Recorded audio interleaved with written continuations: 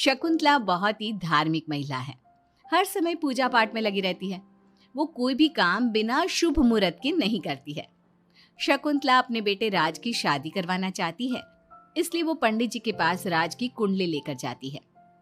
प्रणाम पंडित जी, मेरा बेटा राज बहुत संस्कारी है। पूजा पाठ और धर्म कर्म के कार्यों को बहुत निष्ठा से पूर्ण करता है। मैं अपने बेटे की शादी कराना चाहती हूँ, इसलिए उसकी कुंडली ले आई हूँ। शकुंतला पंडित जी को कुंडली देते हुए कहती है और पंडित जी कुंडली को ध्यान से देखकर कहते हैं, बेटी, तेरे बेटे का उज्जवल भविष्य है।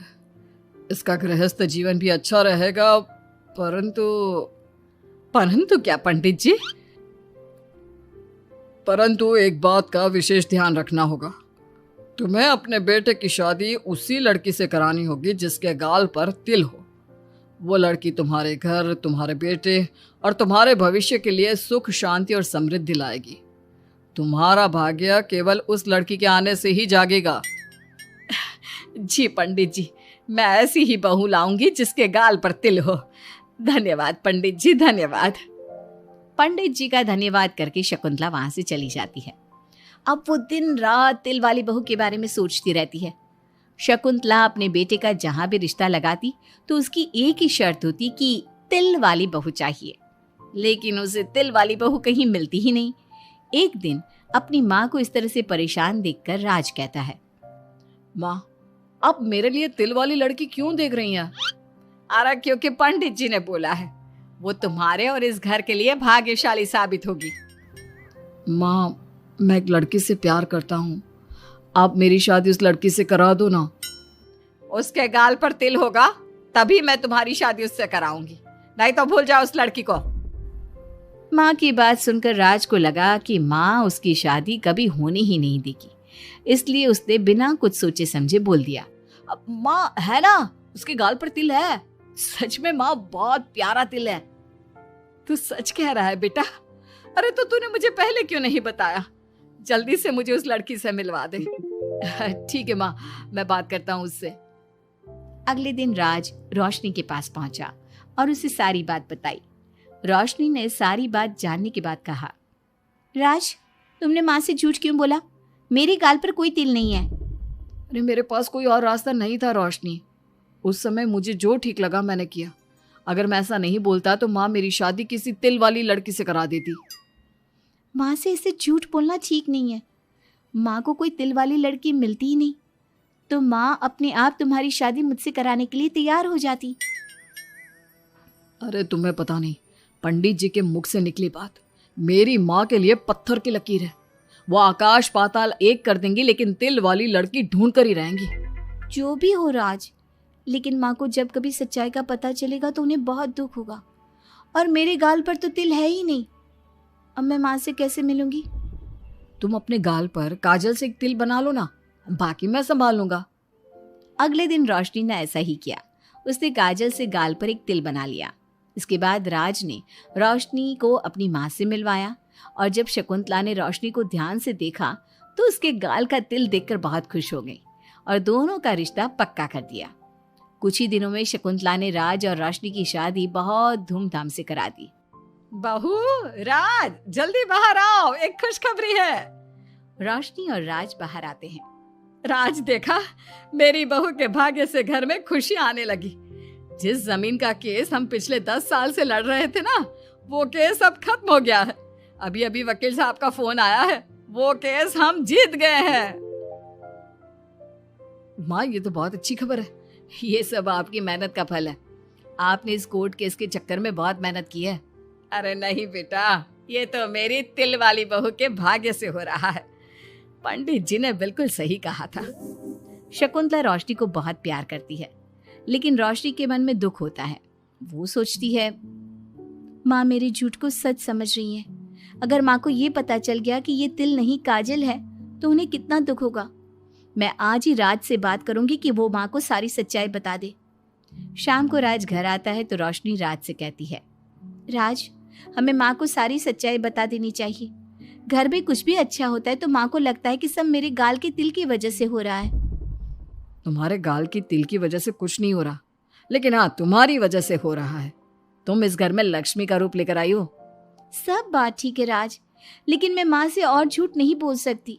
मैं कल ही उन्हें सब कुछ सच सच बता दूंगी। नहीं रोशनी, अभी हम कुछ नहीं बता सकते।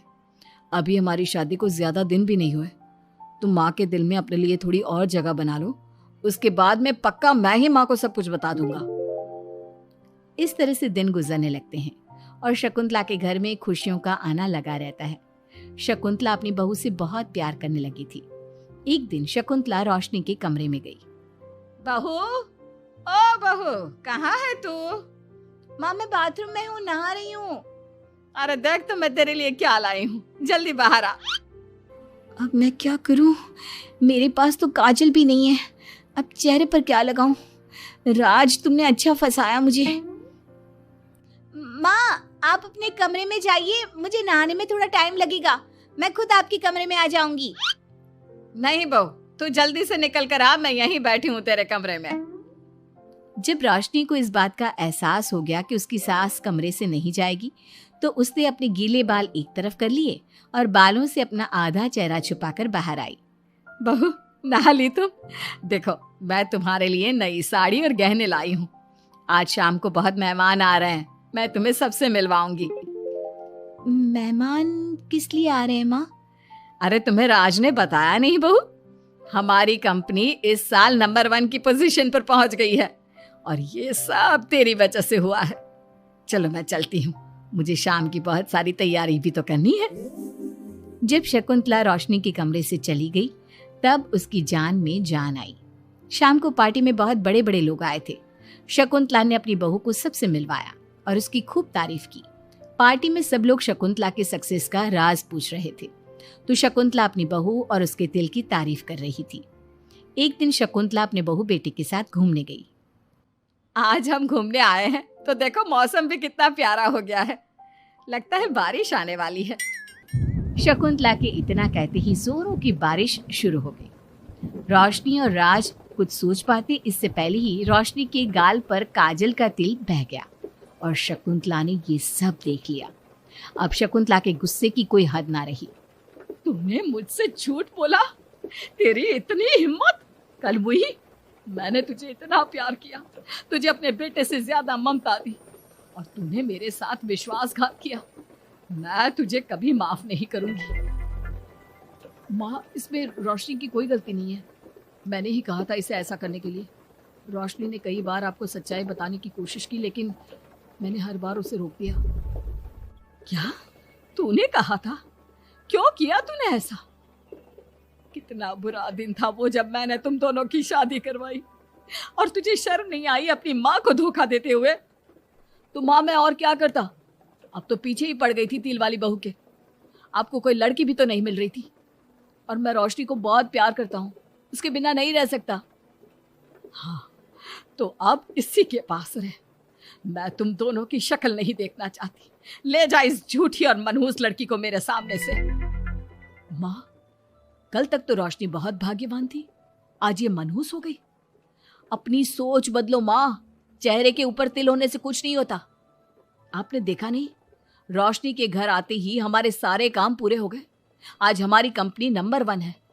अब कब अंधविश्वास करना छोड़ोगी? बेटे की इतना समझाने पर माँ को समझ में आ जाता है कि वो गलती कर रही है। शकुंतला अपने बहू बेटे को लेकर घर आ जाती है।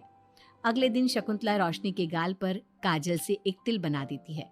राज और रोशनी शकुंतला को बहुत हैरानी से देखते हैं। तब वो कहती है, ऐसे क्या देख रहे हो तुम दोनों? ये तिल नहीं, काला टीका है, ताकि मेरी बहू को किसी की नजर ना लगे। शकुंतला की बात सुनकर सब हंसने लगते हैं।